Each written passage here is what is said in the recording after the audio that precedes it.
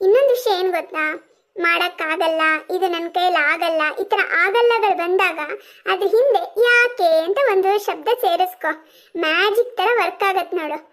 ಆಗಲ್ಲ ಅನ್ನೋದಕ್ಕಿಂತ ಯಾಕಾಗಲ್ಲ, ಮಾಡೋಕ್ಕಾಗಲ್ಲ, ಯಾಕೆ ಮಾಡೋಕ್ಕಾಗಲ್ಲ, ಈ ಥರ ಸ್ವಲ್ಪ ಬೇರೆ ಥರ ಯೋಚನೆ ಮಾಡು. ಆಗ ನಿನ್ನ ಕೈಲಿ ಆಗೇ ಆಗತ್ತೆ. ಇನ್ನು ವಿದ್ಯೆನ ಕದಿಯಕ್ಕಾಗದೇ ಇರೋ ಸಂಪತ್ತು ಅಂತಾರೆ. ಹಣ, ಆಸ್ತಿ, ಒಡವೆ ಯಾವುದನ್ನ ಯಾರು ಬೇಕಾದರೂ ಕತ್ಕೊಂಡು ಹೋಗ್ಬೋದು. ಅದು ನಿನ್ನ ಕೈಲಿರೋಷ್ಟು ಹೊತ್ತು ಮಾತ್ರ ಅದು ನಿಂದಾಗಿರುತ್ತೆ.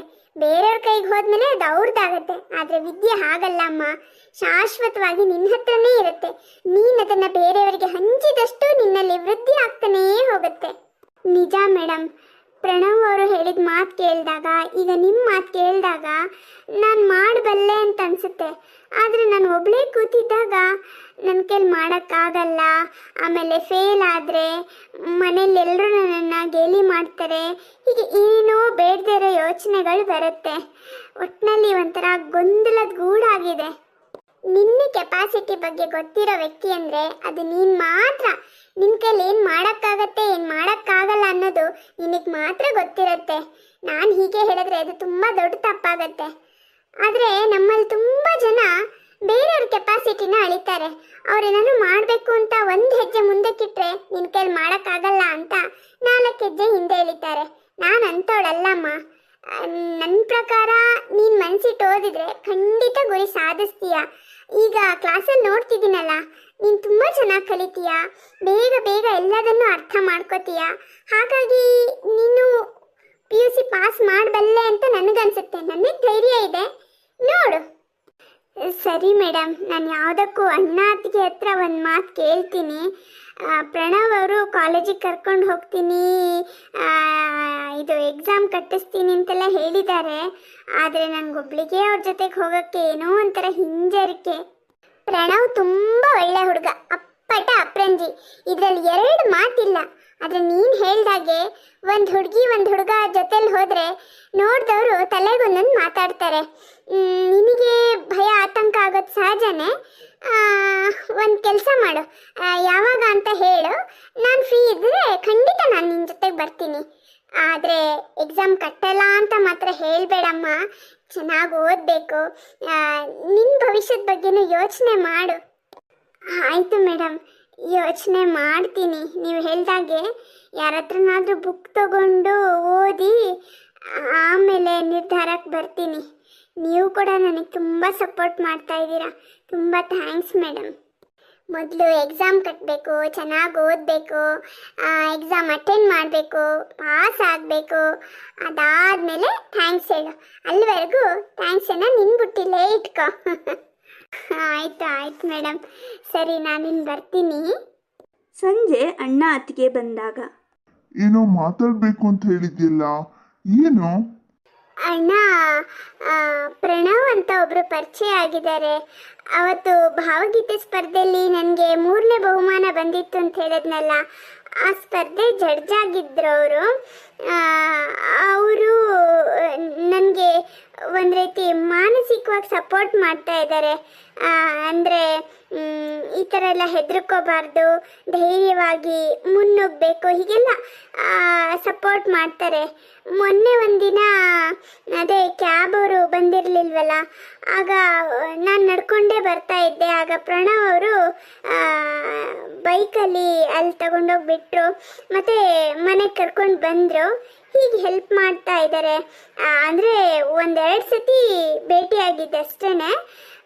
ಅವ್ರು ನನಗೆ PUC ಎಕ್ಸಾಮ್ ಕಟ್ಟು ಒಂದು ಡಿಗ್ರಿ ಮಾಡ್ಕೊ ಅಂತ ಹೇಳ್ತಾ ಇದ್ದಾರೆ.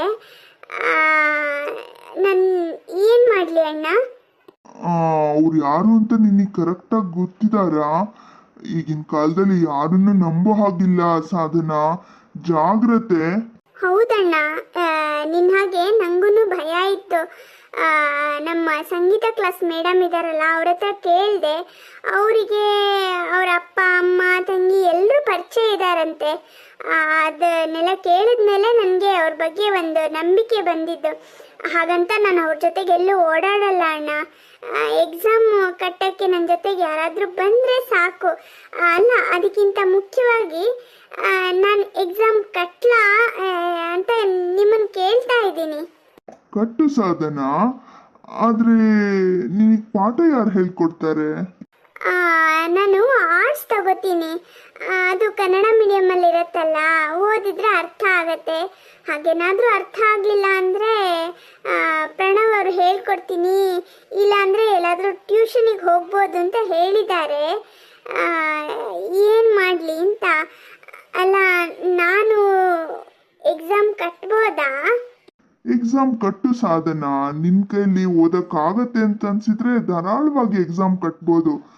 ಒಂದಿನ ಹೋಗಿ ಬರೋದಷ್ಟೇ ಅಲ್ವಾ, ಆಮೇಲೇನು ದಿನ ಕಾಲೇಜಿಗೆ ಹೋಗೋದಿರಲ್ವಲ್ಲ. ಎಕ್ಸಾಮಿಗೆ ಒಂದಷ್ಟು ದಿನ ಹೋದ್ರಾಯ್ತು. ಮಾಡು, ನಿನ್ನ ಕೈಲಿ ಓದಕ್ಕಾಗತ್ತಾ ಅನ್ನೋದೇ ಈಗ ಪ್ರಶ್ನೆ.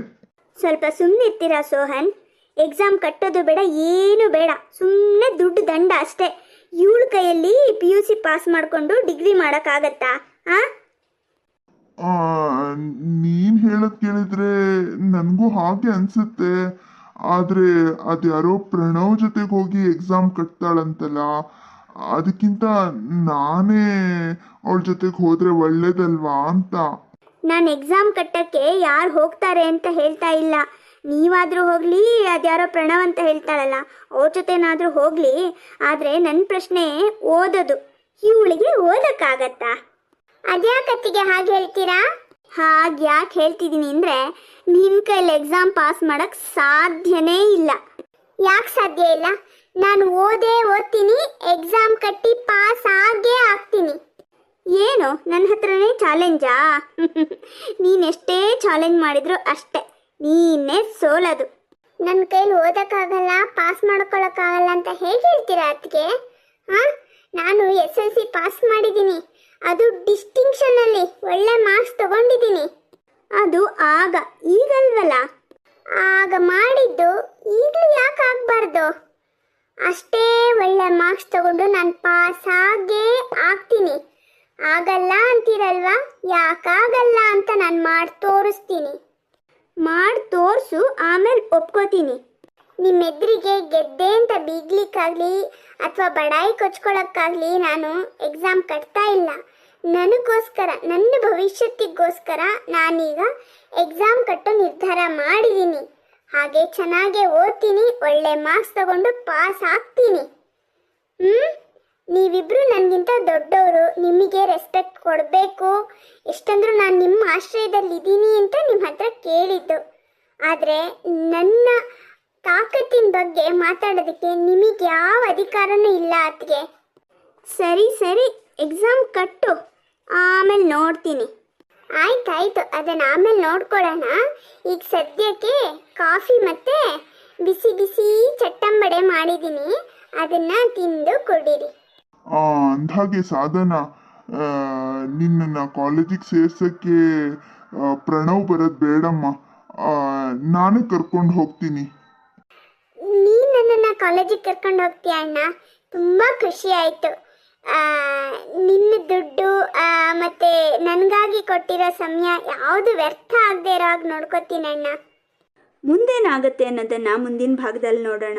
ಲೈಕ್, ಶೇರ್, ಸಬ್ಸ್ಕ್ರೈಬ್ ಮಾಡಿ ಸಪೋರ್ಟ್ ಮಾಡಿ. ಧನ್ಯವಾದಗಳು.